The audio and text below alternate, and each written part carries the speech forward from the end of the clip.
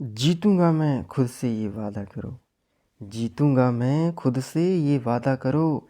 जितना सोचते हो कोशिश उससे ज़्यादा करो। सफलता का पहला कदम आत्मविश्वास है फ्रेंड। सफलता का पहला कदम आत्मविश्वास है। खुद पर भरोसा करें और आगे बढ़ें। Good morning friends. आपके अपने यूट्यूब चैनल चंद्रवानी स्टडी पॉइंट में आपका स्वागत वंदन अभिनंदन है। फ्रेंड्स, जैसे कि यह फरवरी का महीना चल रहा है और इस महीने में class 8, 9th, 10th, 11th, 12th सभी की परीक्षाएं स्टार्ट हो रही हैं।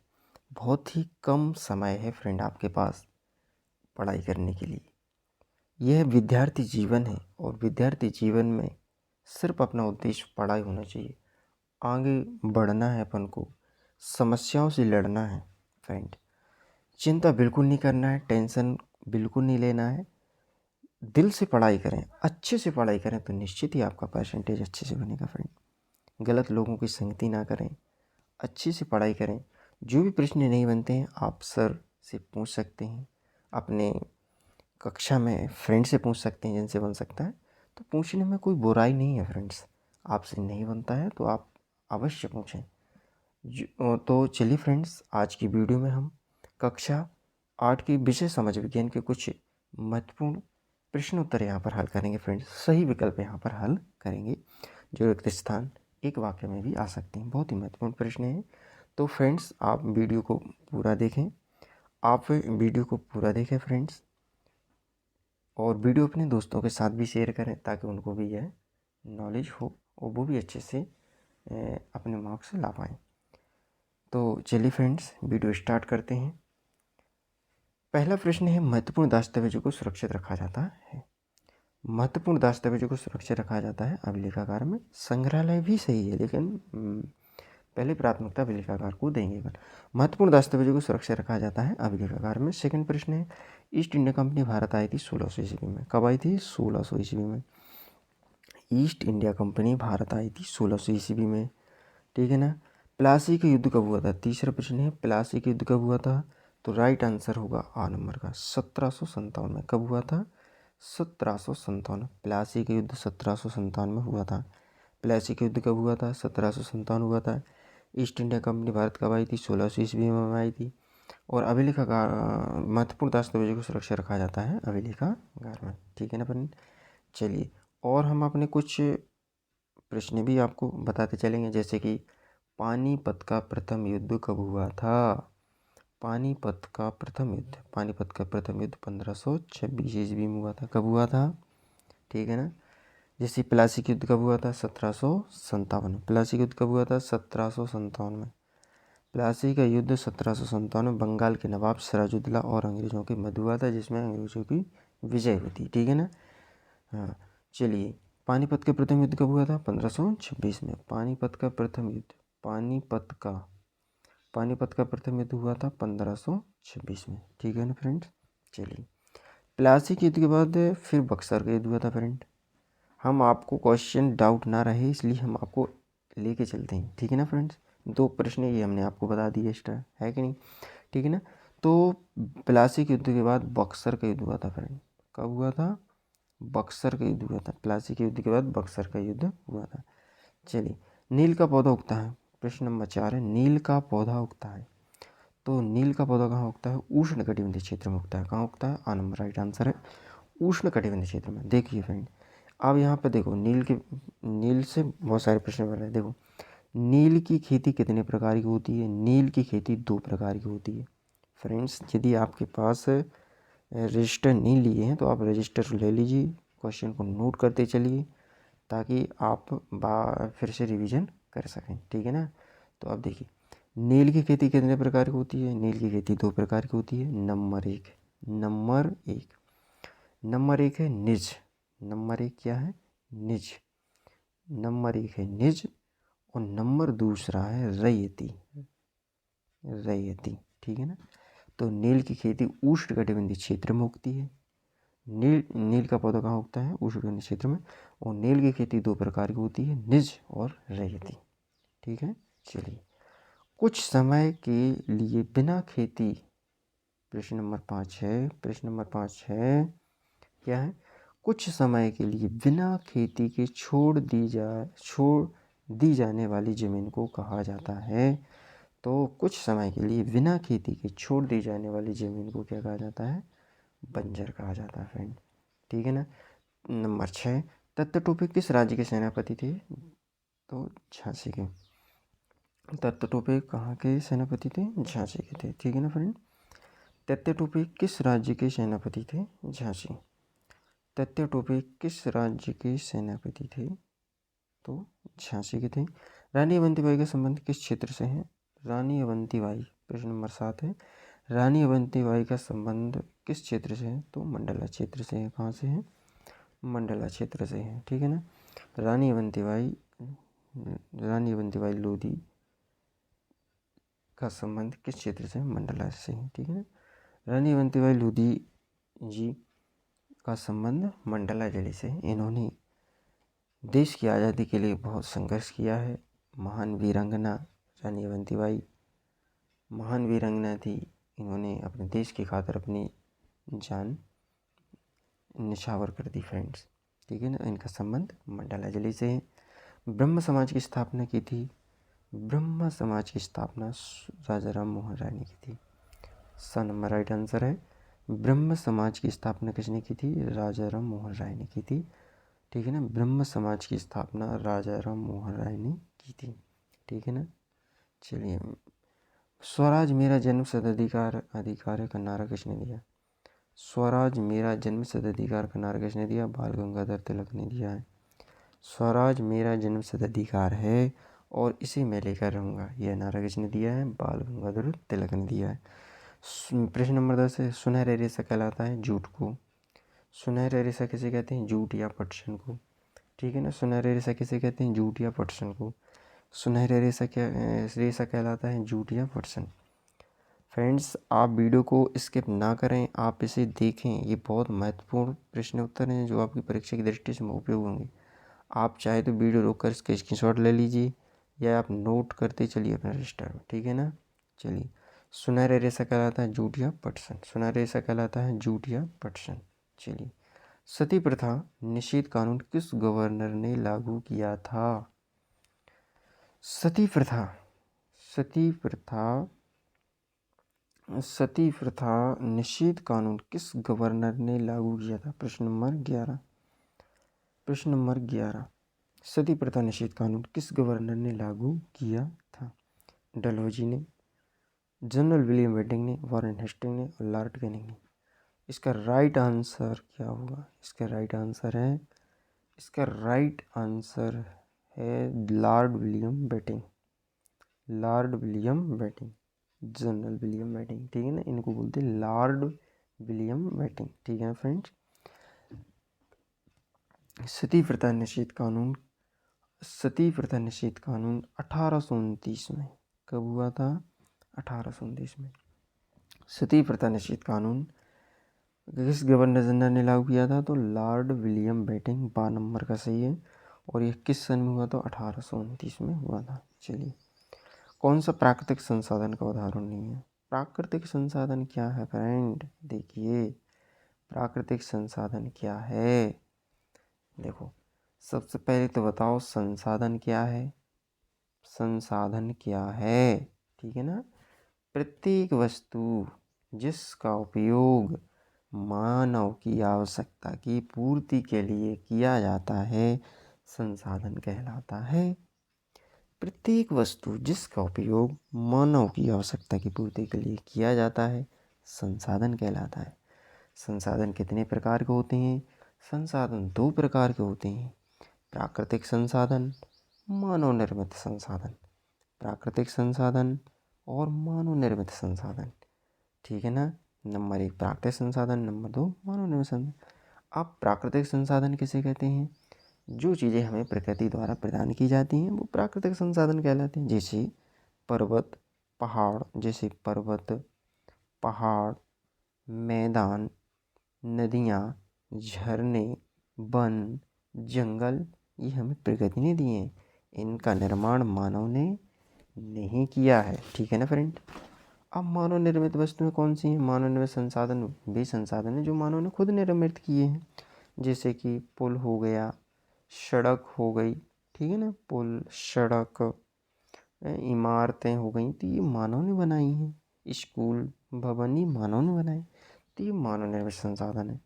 अब आप जान गए होंगे इस प्रश्न को आंसर आप कमेंट में दीजिए फ्रेंड, क्योंकि आपसे अभी बन जाएगा, क्योंकि हमने आपको बता दिया है ना संसाधन क्या है, संसाधन के प्रकार और उनके उदाहरण हमने आपको बताए फ्रेंड। बताए कि नहीं बताए? चलिए देखिए यहाँ पर क्वेश्चन कह रहा है कौन सा प्राकृतिक संसाधन का उदाहरण नहीं है?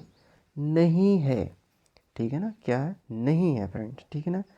तो देखो, झरने का जल प्राकृतिक संसाधन है, पहाड़ भी प्राकृतिक संसाधन है, ठीक है ना, और लोहा का औजार और खनिज पदार्थ, ठीक है ना। तो प्राकृतिक संसाधन, कौन सा प्राकृतिक संसाधन का उदाहरण नहीं है? फ्रेंड्स यहाँ पर तो सभी प्राकृतिक संसाधन के उदाहरण मुझको दिखाई दे रहे हैं। ये प्रश्न मेरे से डाउट है फ्रेंड्स, इसका आंसर मैं आपको कमेंट में दे दूंगा फ्रेंड्स, इसको छोड़ दीजिएगा, ठीक है ना। इसका यदि आपको पता है तो आप कमेंट में बता दीजिएगा, और नहीं तो इसका आंसर मैं आपको कमेंट में बता दूंगा क्वेश्चन नंबर 12 का, ठीक है ना फ्रेंड। चलिए क्वेश्चन नंबर 13, उद्यान कृषि कहलाती है, उद्यान कृषि कहलाती है फल सब्जी उत्पादन। क्या कहलाती है? फल सब्जी उत्पादन। उद्यान कृषि कहलाती है फल सब्जी उत्पादन, फल सब्जी उत्पादन। फिर नीचे प्रश्न है, पहाड़ों का मलबा मिट्टी नीचे खिसकना कहलाता है, भूस्खलन कहलाता है। क्या कहलाता है? पहाड़ों का मलबा मिट्टी नीचे खिसकना कहलाता है, भूस्खलन कहलाता है। संविधान के जनक माने जाते हैं डॉक्टर भीमराव अम्बेडकर जी माने जाते हैं। संविधान के जनक कौन माने जाते हैं? भीमराव अम्बेडकर। संविधान के जनक माने जाते हैं डॉक्टर भीमराव अम्बेडकर जी। डॉक्टर भीमराव अम्बेडकर जी संविधान के जनक माने जाते हैं। डॉक्टर भीमराव अम्बेडकर जी का जन्म 14 अप्रैल 1891 को महू इंदौर में हुआ था, ठीक है ना। कब हुआ था? महू इंदौर में हुआ था, ठीक है ना। महू इंदौर में हुआ था, महू इंदौर में हुआ था इनका जन्म। डॉक्टर भीमराव अम्बेडकर जी का जन्म 14 अप्रैल को 1891 को महू इंदौर में हुआ था। संविधान के जनक माने जाते हैं डॉक्टर भीमराव अम्बेडकर। प्रारूप समिति के अध्यक्ष थे, प्रारूप समिति के अध्यक्ष थे, ठीक है ना। प्रारूप समिति के अध्यक्ष डॉक्टर भीमराव अम्बेडकर जी थे। देश में कानून बनाने का अधिकार किसका है? तो संसद का है। देश में कानून बनाने का अधिकार किसका है? संसद का है। देश में कानून बनाने का अधिकार संसद का है।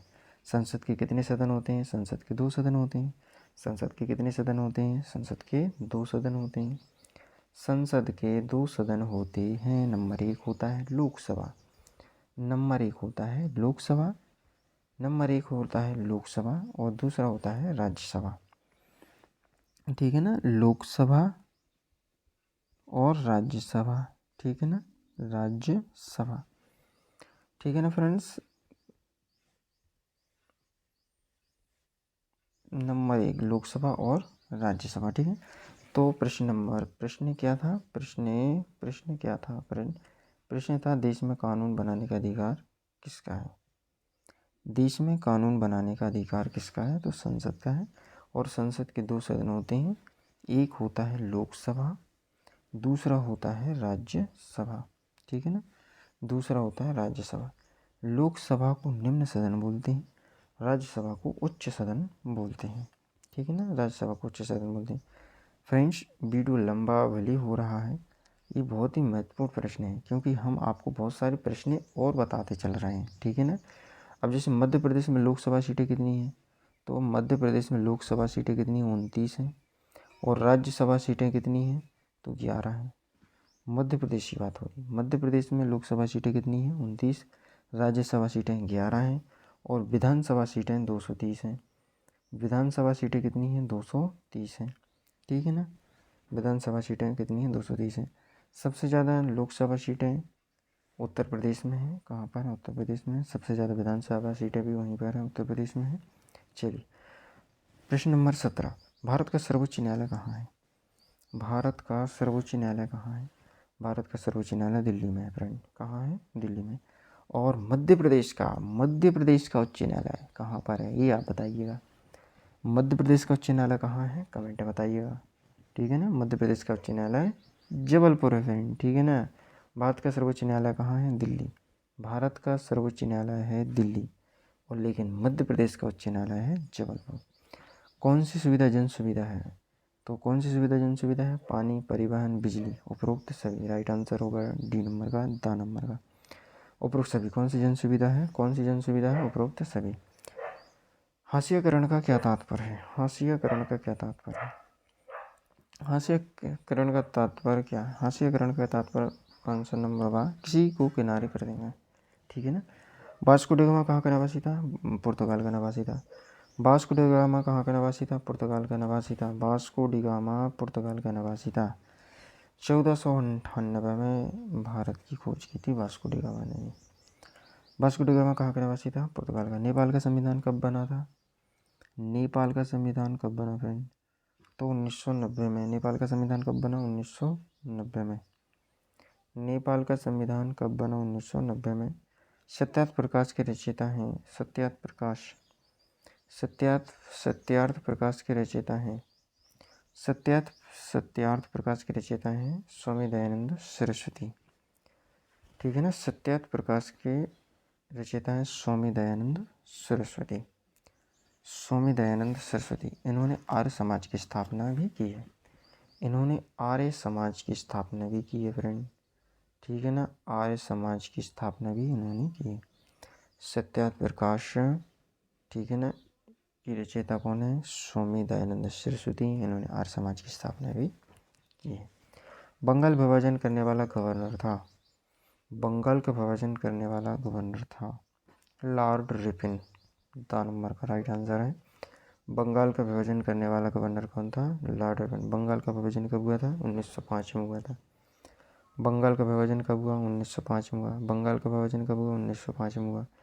बंगाल का विभाजन कब हुआ? 1905 में हुआ फ्रेंड। बंगाल का विभाजन करने वाला गवर्नर का नाम था लॉर्ड रिपन। क्या था? Lord Ripon. राष्ट्रीय कांग्रेस के प्रथम अध्यक्ष कौन थे? राष्ट्रीय कांग्रेस के प्रथम अध्यक्ष थे नंबर का व्योमेश चंद्र बनर्जी, ठीक है ना। व्योमेश चंद्र बनर्जी, ठीक है ना। राष्ट्रीय कांग्रेस की स्थापना 1885 में हुई। कब हुई? 1885 में हुई, ठीक है ना। राष्ट्रीय कांग्रेस की स्थापना कब हुई? 1885 में हुई। राष्ट्रीय कांग्रेस की स्थापना 1885 में हुई, और प्रथम अध्यक्ष थे व्योमेश चंद्र बनर्जी। व्योमेश चंद्र बनर्जी। क्वेश्चन नंबर 25, राज्यसभा के कितने सदस्यों को राष्ट्रपति मनोनीत करता है? राज्यसभा के कितने सदस्यों को राष्ट्रपति मनोनीत करता है? तो राइट आंसर 12, ठीक है ना। राइट आंसर है 12। आधुनिक उद्योगों का मेरुदंड है। आधुनिक उद्योगों का मेरुदंड है पूंजी। आधुनिक उद्योगों का मेरुदंड है पूंजी। सरदार सरोवर बांध स्थित है नर्मदा नदी पर। नंबर का राइट आंसर। सरदार सरोवर बांध स्थित है नर्मदा नदी पर। मध्य प्रदेश की सबसे बड़ी नदी नर्मदा नदी। मध्य प्रदेश की सबसे बड़ी नदी नर्मदा नदी है। मध्य प्रदेश की सबसे बड़ी नदी नर्मदा नदी। मध्य प्रदेश की सबसे बड़ी है नदी नर्मदा नदी। मध्य प्रदेश की सबसे बड़ी नदी नर्मदा नदी। मध्य प्रदेश की सबसे बड़ी नदी नर्मदा नदी। सरदार सरोवर बांध नर्मदा नदी पर है। भारत देश की 5वीं बड़ी नदी नर्मदा नदी, ठीक है ना फ्रेंड्स। बहुत सारे क्वेश्चन आपको क्लियर हो गए होंगे। राष्ट्रगान की रचना की है रविन्द्रनाथ टैगोर जी ने। राष्ट्रगान की रचना किसने की? रविन्द्रनाथ टैगोर ने। राष्ट्रगान की रचना किसने की थी? रविन्द्रनाथ टैगोर ने की थी, ठीक है ना। और राष्ट्रगीत की रचना किसने की थी? राष्ट्रगीत की रचना किसने की थी फ्रेंड? कमेंट बताइएगा आप, ठीक है ना। लोकसभा सदस्य का कार्यकाल होता है 5 वर्ष। लोकसभा के सदस्य को सांसद कहते हैं फ्रेंड। क्या कहते हैं? सांसद। लोकसभा के सदस्य को सांसद कहते हैं। इनका चुनाव प्रत्यक्ष रूप से जनता द्वारा होता है, ठीक है ना। तो लोकसभा के सदस्य का जो कार्यकाल होता है वो 5 वर्ष होता है। सरपंच का जो कार्यकाल होता है वो 5 वर्ष होता है। विधायक का जो कार्यकाल होता है वो भी 5 वर्ष होता है। लोकसभा के सदस्यों का कार्यकाल भी 5 वर्ष होता है। ठीक है ना, ठीक है फ्रेंड्स। तो राज्यसभा है, राज्यसभा के सदस्यों का कार्यकाल 6 वर्ष होता है। ठीक है ना। 1 minute friends, sorry, 1 minute friends, 1 minute friend.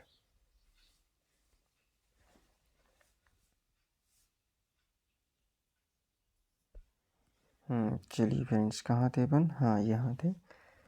Lok Sabha के सदस्यों का कार्यकाल होता है 5 वर्ष, सरपंच का कार्यकाल 5 वर्ष, विधानसभा का कार्यकाल 5 वर्ष, लेकिन जो राज्यसभा का कार्यकाल है वो 6 वर्ष होता है। राज्यसभा का कार्यकाल कितना होता है? 6 वर्ष होता है। ठीक है ना। वस्त्र उद्योग है, वस्त्र उद्योग है, तो वस्त्र उद्योग कृषि आधारित उद्योग है। ठीक है ना फ्रेंड्स, वस्त्र उद्योग कृषि आधारित उद्योग है। ठीक है ना फ्रेंड्स। तो अपन ने ये 30 प्रश्न बहुविकल्प प्रश्न हल किए ना। अपन ने ये 30 प्रश्न बहुविकल्पीय प्रश्न अपन ने हल किए। कुछ प्रश्नों का आंसर हम आपको बताते चले, जो क्वेश्चन इसमें नहीं थे वो हमने आपको बताए। ठीक है ना फ्रेंड्स। वीडियो कैसा लगा कमेंट में बताएं। वीडियो अच्छा लगा हो तो दोस्तों का शेयर कीजिए। यदि चैनल को सब्सक्राइब नहीं किया है तो चैनल को सब्सक्राइब कीजिए, बेल आइकन को प्रेस कीजिए ताकि प्रत्येक वीडियो का नोटिफिकेशन आप तक पहुंच पाए फ्रेंड्स। ठीक है फ्रेंड्स। और नेक्स्ट वीडियो में हम आपको खालिस्तान बताएंगे, तो आप हमारे चैनल पर बने रहें फ्रेंड्स। हाँ, आपको बहुत महत्वपूर्ण प्रश्न आपको लेकर चलेंगे। पूरा वीडियो देखने के लिए आप लोगों का बहुत बहुत धन्यवाद। Thank you friend.